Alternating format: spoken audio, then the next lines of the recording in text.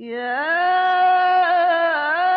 أيها الرسول بلغ ما أنزل إليك من ربك وإن لم تفعل فما بلغت رسالته. أعوذ بالله من الشيطان الرجيم. بسم الله الرحمن الرحيم. السلام عليكم ورحمة الله وبركاته. الحمد لله رب العالمين، والصلاة والسلام على أشرف الأنبياء والمرسلين سيدنا وحبيبنا وشفيع قلوبنا ومولانا بالقاسم محمد. اللهم صل على محمد وآل محمد وعلى أهل بيت الطيبين الطاهرين لا سيما باقية الله في العرق أجل الله فرجه الشريف. حضرة المكرمين، أساتذة وأساتذة، إخواني وأخواتي رحمكم الله، نبارك لكم على هذه المناسبة يوم المباحلة، يوم يظهر الحق الإسلام ويظهر حق أهل البيت عليهم السلام. Saya mengucapkan rasa bahagia, tahniah kepada semua ikhwan wa akhwat, para asatid, para pecinta Ahlul Bait alaihimussalam pada hari mubahala ini. Riwayat menyebutkan peristiwa ini terjadi pada tanggal 24 Zulhijjah. Sebagian meriwayatkan 25 Zulhijjah. Peristiwa di mana ditunjukkan hakikat kebenaran Islam dan juga hakikat Ahlul Bait alaihimussalam. Peristiwa ini Allah Subhanahu wa taala abadikan pada surah Al-Imran ayat 61. Allah Subhanahu wa taala berfirman, A'udzu billahi minasyaitonir rajim. Faman hajjaka fihi min ba'di ma ja'aka minal ilm faqul ta'alu nad'u abna'ana wa abna'akum wa nisa'ana wa nisa'akum wa anfusana wa anfusakum thumma nabtahil fanaj'al la'natallahi 'alal kadibin. Allah Subhanahu wa taala berfirman, dan mereka yang telah berhujjah padamu, menunjukkan bukti tentang kebenaran tentang Isa alaihissalam, dan setelah datang pengetahuan atau kebenaran di hadapan mereka, tetapi mereka tidak menerima, maka katakanlah, datanglah kamu semua dengan membawa putra-putra kami dan putra-putra kamu, perempuan-perempuan kami dan perempuan-perempuan kamu, diri-diri kami dan diri-diri kamu, kemudian kita saling melaknat dan kita jadikan laknat Allah untuk orang-orang yang berdusta. Ayat ini adalah ayat yang membicarakan dan mengabadikan peristiwa mubahalah. Peristiwa mubahalah ini adalah peristiwa yang belum pernah ada sebelumnya. Sebagian riwayat mengatakan bahwa tidak pernah terjadi pada bangsa Arab peristiwa mubahalah ini. Peristiwa mubahalah ini merupakan peristiwa di mana upaya untuk membuktikan dan menunjukkan kebenaran. Setelah segala upaya menunjukkan kebenaran itu tidak dapat diterima, Allah memerintahkan kepada kita semua untuk mengajak dengan jalan yang baik. Ud'u ila sabili rabbika bil hikmah wal mau'izatil hasanah wajadilhum billati hiya ahsan. Dan ajaklah mereka itu ke jalan Tuhan kamu dengan hikmah, dengan nasihat yang baik, dan dengan perdebatan, tetapi dengan cara yang baik. Ini adalah perintah Allah agar mengajak orang untuk masuk ke dalam Islam dengan cara yang baik, dengan cara yang menggunakan argumentasi yang rasional, menunjukkan bukti-bukti kebenaran Islam. Tetapi ketika semua tahapan ini telah dilewati, dan yang terjadi adalah sikap di mana bukan menerima kebenaran, tapi justru upaya untuk mempermalukan, upaya untuk menghina, upaya untuk merendahkan Rasulullah SAW dan ajaran Islam, maka tibalah saat di mana Allah memerintahkan pada Rasulullah SAW untuk mengajak para rahib Najran. Jadi Najran itu saat ini adalah wilayah yang dahulu sebenarnya masuk dalam wilayah Yaman, tapi pada saat ini Najran itu masuk dalam wilayah Saudi Arabia atau Hijaz. Dahulu itu masuk pada bagian Yaman, wilayah Yaman. Dan sekarang ini kebanyakan para pemeluk Muslim yang ada di Najran itu menganut mazhab Ismailiyah. Dahulu kalangan Hawariyun itu kebanyakan berasal dari wilayah ini. Dan Rasulullah SAW dan riwayat menulis surat bersamaan dengan surat kepada Raja Romawi pada saat itu maupun Persia. Dan demikian juga Rasulullah SAW menulis surat dan mengirimkan kepada kalangan Nasrani Najran. Sehingga karena surat itulah mereka mengutus para rahib itu untuk mendatangi Rasulullah SAW dan membuktikan kebenaran ajakan Rasulullah SAW tersebut. Di antara tokoh utama, sebagaimana yang kita tahu bahwa di situ ada 3 tokoh yang diutus yang menjadi pimpinan dari kalangan Nasrani Najran itu, yang tidak lain di situ adalah Sayyid, ada lagi Aqib, dan ada lagi Abu Harithah. Ada 3 tokoh utama yang dianggap sebagai rahib utama yang memimpin rombongan rahib ini mendatangi Rasulullah SAW. Karena sudah terjadi diskusi, perdebatan yang panjang, dan mereka tetap menolak, bahkan merendahkan Islam dan merendahkan Rasulullah SAW, maka turunlah ayat ini. Dan bagi mereka yang berhujah kepadamu, yang mendebat kepadamu tentang Isa alaihissalam, setelah datang pengetahuan pada mereka, jadi setelah Rasulullah menjelaskan semuanya, tetapi mereka tetap menolak itu, maka Allah memerintahkan kepada Rasulullah, ajaklah mereka itu datang dengan anak-anak kami dan anak-anak mereka, dan perempuan-perempuan kami dan perempuan-perempuan mereka, dan diri-diri kami dan diri-diri mereka. Tsumma nabtahil. Ibtihal itu artinya saling melaknat. Kita saling melaknat satu dengan yang lain. Fa najallallahu anatallahi 'alal kazibin, dan menjadikan laknat Allah atas orang-orang yang berdusta. Ini peristiwa yang kita kenal sebagai peristiwa mubahalah.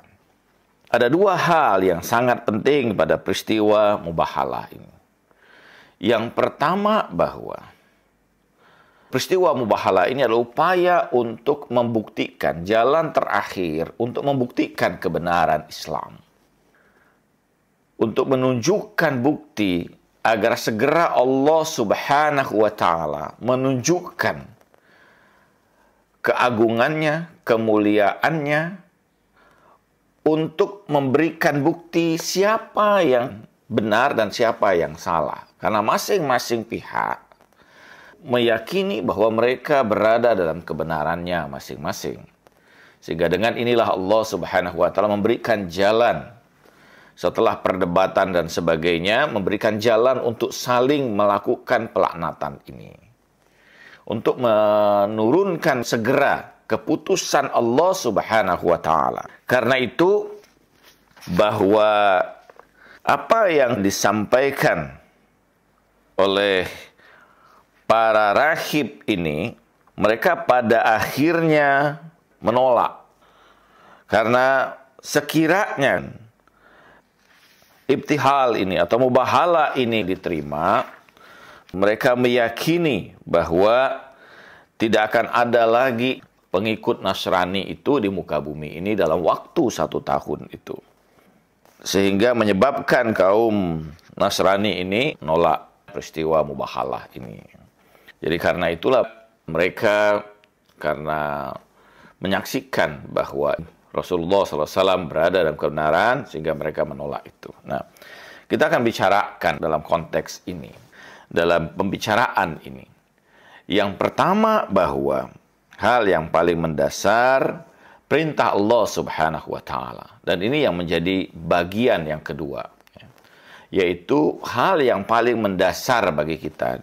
Kenapa mubahala ini menjadi sesuatu yang sangat penting, sangat mendasar, karena peristiwa Rasulullah SAW pada saat itu membawa manusia-manusia yang utama, manusia-manusia yang dinyatakan ketika mereka menyaksikan bahwa Rasulullah SAW membawa manusia-manusia yang suci ini, sehingga mereka berkata bahwa inilah ara wujuhan lau sa'alullah ayyazila jabalan min makanihi la azalahu fala tabtahilu fatahliku wala yabqa ala wajhil ardi nasrani ila yaumil qiyamah.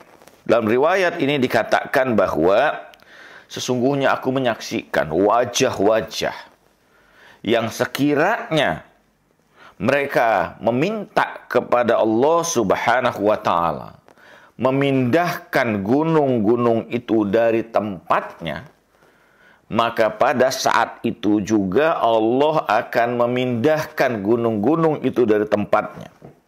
Karenanya, jangan bermubahala, karena seluruh kalian akan hancur dan tidak akan tersisa di atas muka bumi ini satu orang pun pengikut Nasrani sampai hari kiamat. Ini yang mengagetkan, yang luar biasa.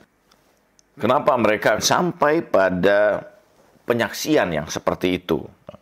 Dalam riwayat disebutkan bahwa falamma kana al-ghad jaa nabi akhadan biyadi Ali bin Abi Thalib wal Hasan wal Husain alaihimussalam baina yaday yamshiyan wa Fatimah alaihissalam tamshi khalfahu wa kharaja nasara yataqaddamahum uskufahum falamma ra'a an-nabi sallallahu alaihi wasallam qad aqbala bimani ma'ahu fasala anhum faqila lahu hadha ibnu ammi wa zawj ibnatihi wa ahabbal khalqi ilayhi wa hadani abnan bintahu min Ali wa hadzal jariya bintuhu Fatimah a'adhan nas alaihi wa aqrabahum ila qalbi wa taqaddama Rasulullah sallallahu alaihi wasallam fajasa ala raqbatihi qala Abu Harisa al-Uskuf jatha wallah kama jatha al-anbiya lil mubahala faraja wa lam yuqaddim ala al-mubahala faqala sayyid adna ya Aba Harisa lil mubahala faqala la inni la ara rajulan jari'an ala al-mubahala wa ana akhafu an yakuna sadiqan wa la in kana sadiqan lam yahillallahu alaina haula wa fid dunya nasraniya yat'amul ma faqala al-Uskuf ya Abal Qasim inna la nubahiluka walakin nusalihuka.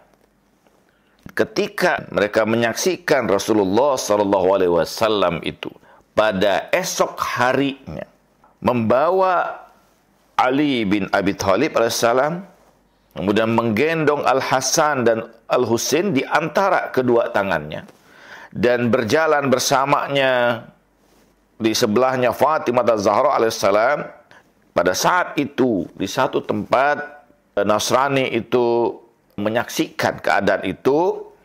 Salah satu uskufnya itu bertanya, siapa yang bersama dengan Muhammad itu? Jawablah bahwa itu adalah Ibnu Ammi, putra dari pamannya. Dan itu adalah istrinya yang paling dia cintai di antara ciptaan Tuhan kepadanya. Dan yang keduanya itu adalah putra dari putrinya itu, dua putra dari Ali. Dan yang berjalan bersamanya adalah Fatimah, manusia yang paling agung atasnya, yang paling dekat di dalam hatinya. Dan Abu Harisa berkata kepada uskuf itu, jangan kita bermubahalah karena dia sebagaimana keluarnya para nabi itu. Kembalilah. Dan Abu Harisa berkata, aku tidak menyaksikan seorang laki-laki yang bermubahalah dan aku sangat takut karena sesungguhnya dia berada dalam kebenaran. Kalau peristiwa mubahalah ini kita lakukan, maka tidak tinggal seorang pun Nasrani di muka bumi ini yang dapat meminum air. Kenapa ini disampaikan? Karena sebelumnya telah disampaikan di antara para rahib ini. Salah satu uskup berkata, unzuru Muhammad fi ghaddin, fa inna ghaddan biwalidihi wa ahli fahzaru mubahalatihi. Wa in ghaddan bi ashabihi fabahilu fa innahu ala ghairi syai'. Uskuf, pemimpin tertinggi di antara para pengikut Nasrani ini berkata kepada para pembesar-pembesar Nasrani itu, lihatlah besok. Sekiranya besok itu Muhammad itu datang bersama dengan anak-anaknya dan keluarganya, maka tinggalkan mubahalah ini. Tetapi kalau dia datang bersama dengan para sahabat-sahabatnya, maka lakukan mubahalah itu karena tidak ada apapun yang patut dikhawatirkan. Dan besoknya sebagaimana tadi diriwayatkan, Rasulullah membawa keluarganya. Jadi pada peristiwa yang kedua dari mubahalah ini yang ingin kita bicarakan adalah bagaimana Allah Subhanahu wa taala menunjukkan bukti keagungan manusia yang utama yang bersama dengan Rasulullah SAW. Bahwa ayat ini menjadi bukti yang sangat jelas kedudukan, kemuliaan Ahlul Bait alaihimussalam. Kita sudah sangat jelas, kita semua tahu bahwa pada ayat ini ketika Allah berfirman, ta'alu nad'u abana'ana wa abna'akum. Bawa putra-putra kamu, keturunan-keturunan kamu, anak-anak kamu, dan anak-anak kami. Dan siapa yang dibawa oleh Rasulullah Sallallahu Alaihi Wasallam terkait dengan anak-anaknya ini, tidak lain di situ adalah Al-Hasan dan Al-Husain alaihimussalam.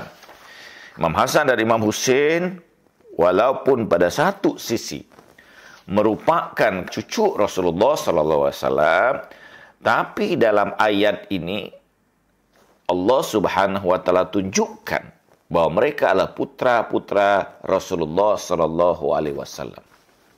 Ada orang yang menolak penisbahan Al-Hasan dan Al-Husain sebagai putra Rasulullah sallallahu alaihi wasallam. Suatu saat ada orang yang datang kepada Imam Ridho alaihissalam dan bertanya, bagaimana mungkin kalian mengaku sebagai keturunan Rasulullah SAW? Bukankah kalian berasal dari Fatimah Az-Zahra? Imam Ridho mengatakan, lepaskan aku dari pertanyaan ini. Tapi orang itu masih bertanya kepada Imam Ridho alaihissalam. Imam Ridho mengatakan, baiklah aku akan jawab. Imam Ridho mengucapkan ayat yang tadi kita bacakan dan melanjutkan pada surah Al-An'am ayat 84 dan 85. Min zuriyati Dawud wa Sulaiman wa Ayyub wa Yusuf wa Musa wa Harun wa kadzalika nudzil muhsinin wa Zakaria wa Yahya wa Isa wa Ilyas kullu minas salihin. Ayat itu berkata daripada keturunan Dawud dan adalah Sulaiman, Ayub, Yusuf, Musa, wa Harun. Demikianlah kami memberikan ganjaran bagi orang-orang yang baik. Dan Zakaria, dan Yahya, dan Isa, dan Ilyas, seluruhnya adalah golongan orang-orang yang soleh. Dan Imam kemudian mengatakan, Isa putra siapa? Al-Quran mengatakan Isa ibnu Maryam. Tapi dalam ayat ini Allah mengatakan Isa merupakan keturunan Daud, keturunan Sulaiman, dan keturunan Ibrahim alaihissalam. Ini menunjukkan bagaimana sekalipun Isa itu berasal dari Sayyidah Maryam, seorang perempuan, tetap dinisbahkan oleh Allah Subhanahu wa taala kepada Ibrahim alaihissalam.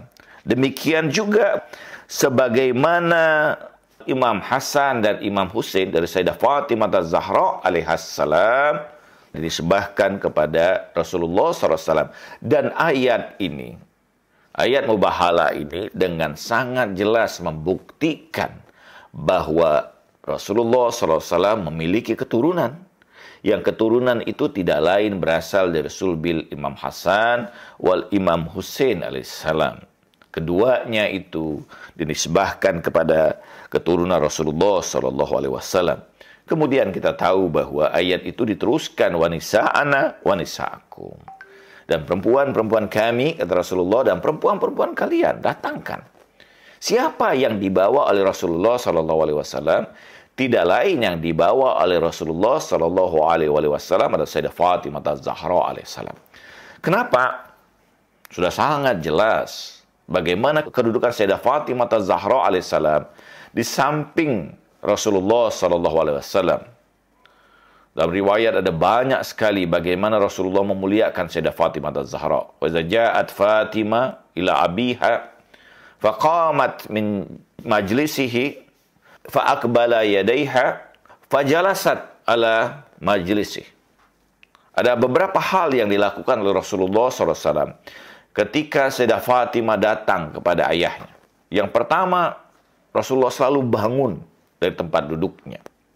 Kemudian Rasulullah mencium tangan Sayyidah Fatimah Az-Zahra alaihissalam. Kemudian Rasulullah SAW mendudukkan Sayyidah Fatimah Az-Zahra alaihissalam di tempat duduknya. Ini menunjukkan bagaimana kemuliaan Sayyidah Fatimah Az-Zahra alaihissalam di samping ayahnya. Tidak ada satu perempuan pun yang kedudukannya di samping Rasulullah SAW menandingi kedudukan Sayyidah Fatimah Az-Zahra alaihissalam.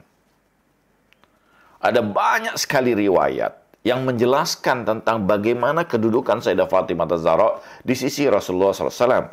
Di antara yang paling masyhur, Rasulullah berkata bahwa ana Fatimah bid'atun minni. Faman aghdabaha faqad aghdabani. Fatimah adalah belahan jiwaku. Barang siapa yang membuatnya marah, maka dia membuatku marah. Rasulullah mengatakan bahwa tidak pernah Rasulullah mengatakan kepada yang lain dalam pola yang seperti itu kepada istri-istrinya.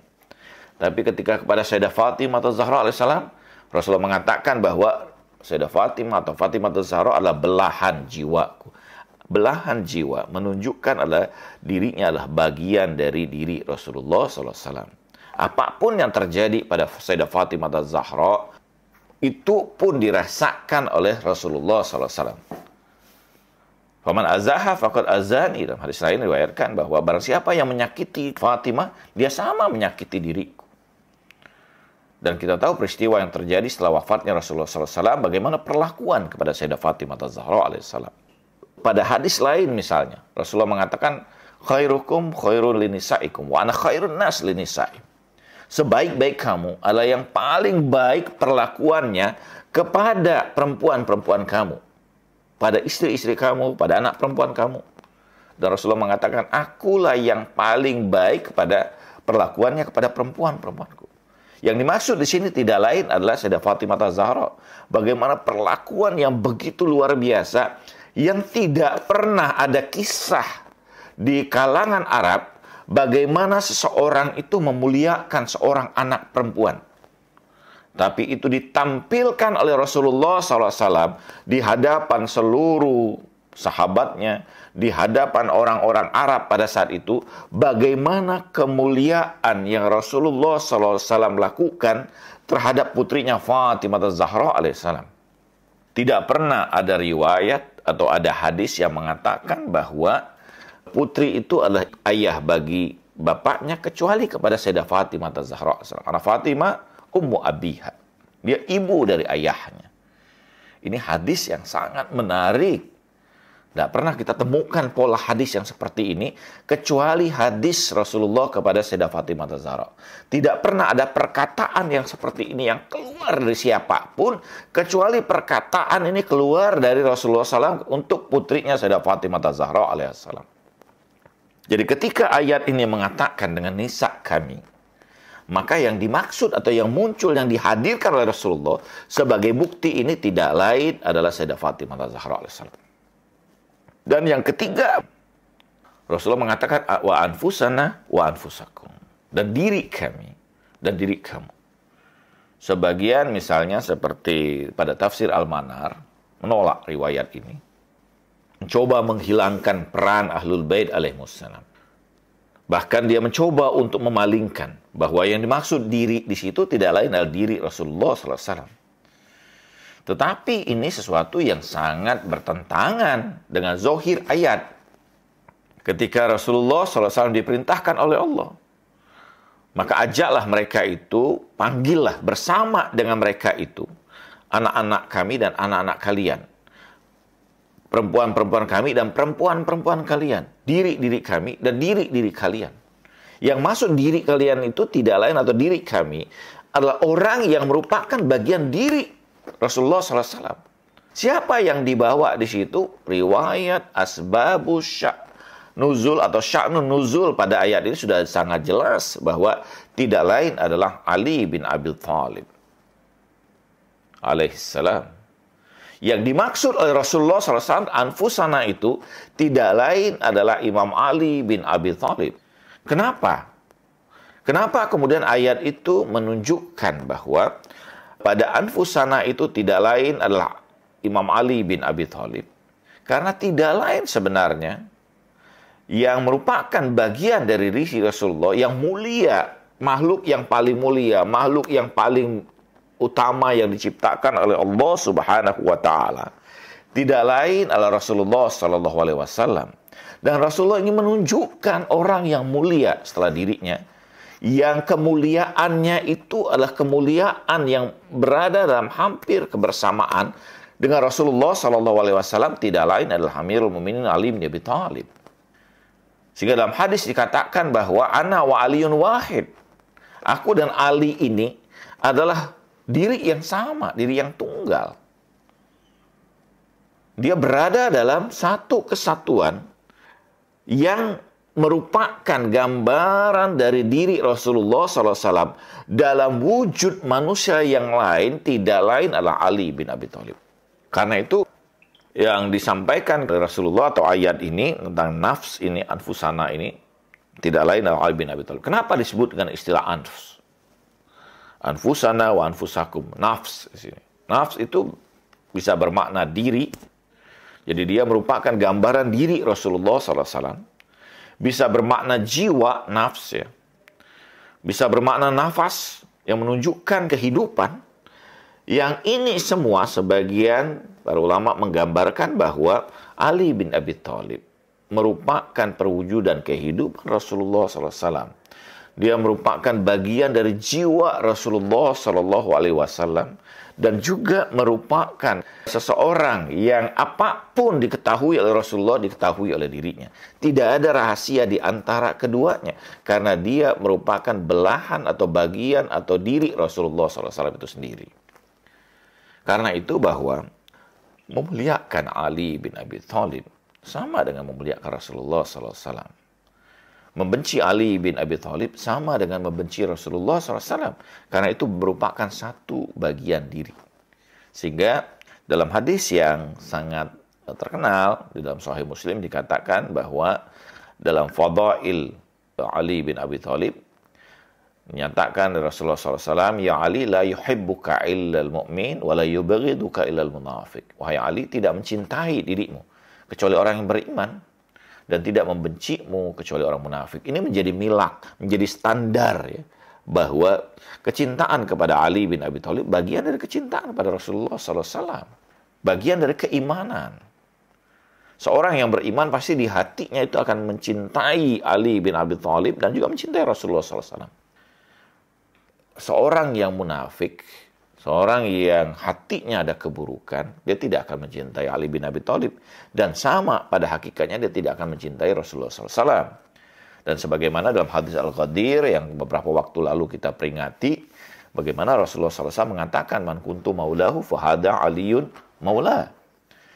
Dan barang siapa yang menjadikan aku maulanya, maka sesungguhnya Ali adalah maulanya. Di dalam riwayat Ahlus Sunnah, Az-Zamakhsyari misalnya tafsir Al-Kabir menyebutkan atau menggambarkan makna maula di sini adalah orang yang dicintai. Dengan pemanaan kalangan Syiah, mungkin pemanaan ini ditolak, walaupun ada juga mengatakan bahwa bagian dari wilayah itu adalah kecintaan.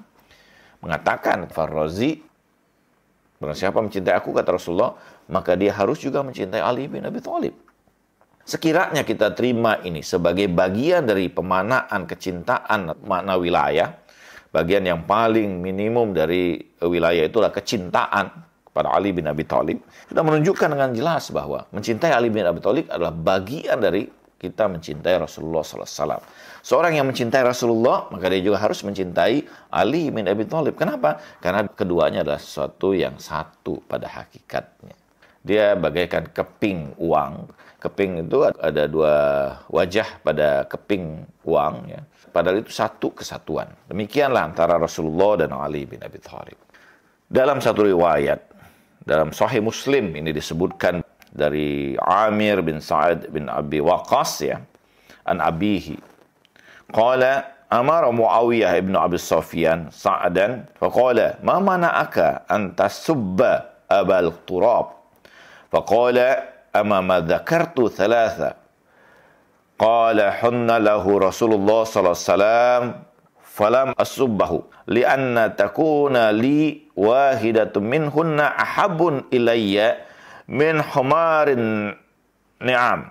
Sami'tu Rasulullah sallallahu alaihi wasallam yaqulu lahu khalafahu fi ba'di maghazih wa qala lahu Ali ya Rasulullah khallaftani ma'an nisa' wa sibyan. Wa qala lahu Rasulullah sallallahu alaihi wasallam amma tardo an takuna minni bimanzilati Haruna min Musa illa annahu la nubuwata ba'di. Wa an sami'tuhu yaqulu yawma Khaybar la akhtiyanna rayata rajulan yuhibbullah wa rasulahu wa yuhibbuhu Allah wa rasulahu. Qala fatatawalna laha faqala ud'u li aliyan. Fa'ata bihi armad fabasaqa fi ainihi wa dafa'a rayata ilayh fafataha Allah alayhi walamma nazalat hazil ayah faqul ta'alu nad'u abna'ana wa abna'akum wa nisa'ana wa nisa'akum wa anfusana wa anfusakum da'a Rasulullah sallallahu alaihi wasallam Aliyan wa Fatimah wa Hasanan wa Husainan. Faqal Allahumma haula ahlul baiti. Dalam hadis ini, dalam Sahih Muslim, dikatakan dari Amir bin Sa'ad bin Abi Waqqas, dari ayahnya yang berkata, Muawiyah bin Abi Sufyan memerintahkan kepada Sa'ad dan berkata kepada Sa'ad itu, apa yang membuatmu tidak mau melaknat Aba Turab atau Ali bin Abi Thalib? Kemudian Sa'ad itu berkata bahwa aku mengingat 3 hal yang datang dari Rasulullah SAW. Karena itu aku tidak pernah mau melaknat Ali bin Abi Thalib. Dan satu bagiannya saja lebih aku cintai dari unta-unta yang berwarna kemerahan. Aku mendengar Rasulullah SAW ketika meninggalkan Ali dalam satu peperangan. Rasulullah berkata kepada Ali, wahai Ali, tidakkah engkau ridho kepadaku bahwa kedudukanmu di sisiku bagaikan kedudukan Harun di sisi Musa, kecuali tidak ada kenabian setelahku. Dan aku mendengar Rasulullah SAW berkata kepada perang Khaybar, dan akan datang pemegang bendera ini seorang laki-laki yang Allah mencintai dirinya dan Rasulnya. Dan dia mencintai Allah dan Rasulnya. Kemudian Rasulullah SAW berkata kepada kami, panggilkan Ali. Dan datanglah Ali dalam keadaan mata yang memerah. Dan Rasulullah SAW menjilat mata itu sehingga mata itu menjadi sembuh. Dan Rasulullah memberikan bendera peperangan itu kepada Ali bin Abi Thalib. Maka terbukalah benteng Khaybar. Terjadilah kemenangan kepada kaum muslimin. Dan ketika turun ayat ini, katakanlah, panggillah dan datanglah anak-anak kami dan anak-anak kamu, perempuan-perempuan kami dan perempuan-perempuan kamu, diri-diri kami dan diri-diri kamu. Rasulullah SAW mengajak bersamanya Ali, Fatimah, Hasan dan Husain. Dan Rasulullah berkata, ya Allah, mereka ini adalah keluargaku, ahlul baitku. Karena itu kata Sa'ad, demi Allah, aku tidak akan pernah melaknat Ali bin Abi Thalib. Ini menunjukkan betapa kedudukan ahlul bait ini dalam ayat ini menjadi sesuatu yang sangat luar biasa. Apakah periwayatan ini hanya ada pada kitab-kitab Syiah? Sebagaimana misalnya Sahibul Al-Manar, Tafsir Al-Manar, berusaha untuk mengatakan bahwa ini hanya ada pada riwayat Syiah. Tapi kita melihat bahwa riwayat ini disebutkan dalam kitab Sahih Muslim, Ahmad bin Hanbal, Al-Tabari, Hakim, Al-Hafiz, Abu Naim, Al-Isfahani.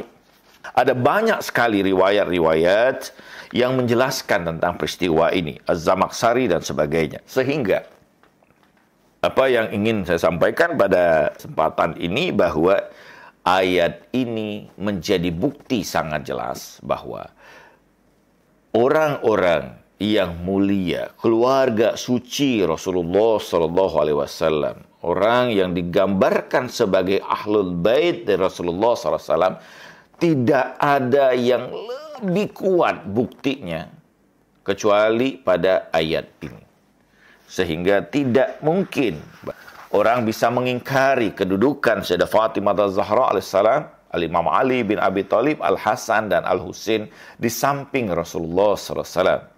Pada ayat yang sangat jelas, pada ayat Tadhir, innama yuridullahu liyuzhiba ankum risan ahlal bait wa yutahhirakum tadhira. Riwayat terkait dengan itu juga dijelaskan tentang ahlul kisah atau ahlul bait.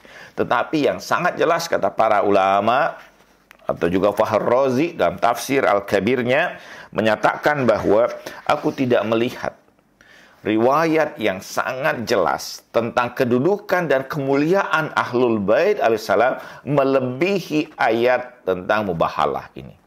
Ayat mubahalah ini menjadi bukti sangat jelas tentang kemuliaan dan keutamaan dari Ahlul Bait alaihimussalam. Jadi karena itu bagaimana peristiwa ini, ayat mubahalah ini, selain untuk menunjukkan bukti kebenaran Islam, juga pada saat yang sama Allah Subhanahu wa Ta'ala, Rasulullah SAW menunjukkan bukti pada kemuliaan Ahlul Bait alaihimussalam. Tidak ada seorang pun kecuali hanya pada riwayat tafsir Al-Manar semata yang menolak keberadaan atau terkait asbabun nuzul tentang ayat ini pada Ahlul Bait alaihissalam. Tapi semua kitab tafsir di kalangan Ahlu Sunnah menunjukkan bukti itu.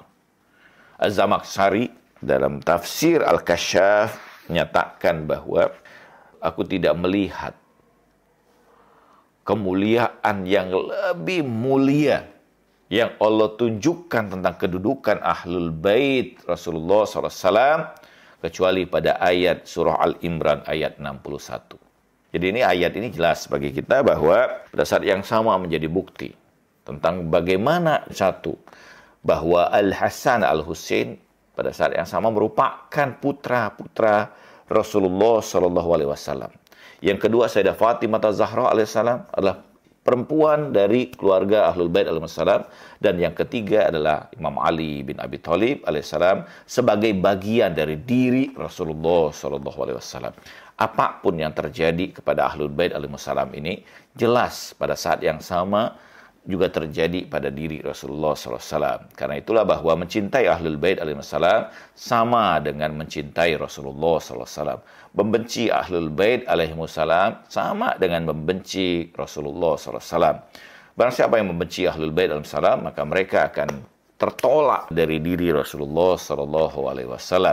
Ikhwani wa akhwati, karena waktu kita yang dibatasi pada kesempatan ini, di akhir atau di penghujung apa yang saya ingin sampaikan pada kesempatan ini, bahwa terkait dengan mubahalah ini, bukan hanya sekedar ayat tentang turun akan kebenaran atau upaya membuktikan kebenaran Islam atau membuktikan kebenaran Ahlul Bait alaihissalam, tapi pada saat yang sama ayat ini menunjukkan kepada kita semua kemuliaan, keutamaan, dan bukti serta hujah yang tidak mungkin terbantahkan tentang kedudukan Imam Ali bin Abi Thalib, Sayyidah Fatimah Az-Zahra alaihissalam, Al-Hasan dan Al-Husain di sisi Rasulullah SAW. Yang kedua, Rasulullah SAW memiliki keturunan yang tidak terputus, dan keturunan itu berasal dari jalur Al-Imam Hasan, Al-Imam Husain alaihissalam. Dari sulbi Imam Hasan, Imam Husain, muncullah keturunan-keturunan Rasulullah SAW yang mulia. Mereka adalah bintang-bintang di permukaan bumi ini, permukaan alam semesta, yang menjadi penunjuk bagi umat manusia. Masalu ahlul baiti kan nujum. Rasulullah mengatakan bahwa permisalan Ahlul Baitku itu bagaikan gemintang yang menjadi penunjuk jalan bagi bahtera yang tengah berlayar di lautan di tengah malam. Karena itu, sekali lagi ayat ini menunjukkan kepada kita bahwa Ahlul Bait alaihissalam memiliki keutamaan yang sangat luar biasa, karena tidak ada makhluk yang lebih utama dari Rasulullah, dan Rasulullah menunjukkan bahwa Ahlul Bait ini adalah bagian dari diri Rasulullah, mendapatkan petunjuk Rasulullah melalui Ahlul Bait alaihissalam. Mudah-mudahan ini menjadi bukti bagi hati mereka yang terbuka untuk menerima dan mengikuti Ahlul Bait alaihissalam. Mudah-mudahan ini bermanfaat pada kesempatan ini. Sekali lagi saya mengucapkan selamat atas peristiwa mubahalah ini, pembuktian kebenaran Islam, pembuktian Ahlul Bait alaihissalam, dan pembuktian bahwa keturunan Rasulullah SAW berasal dari sulbi Fatimah Az-Zahra alaihissalam melalui Imam Hasan dan Imam Husain, dan membuktikan kedudukan utama Amirul Mukminin Ali bin Abi Thalib di sisi Rasulullah SAW. Wa sallallahu ala sayyidina Muhammadin wal tahirin walhamdulillahi rabbil alamin. Wassalamualaikum warahmatullahi wabarakatuh.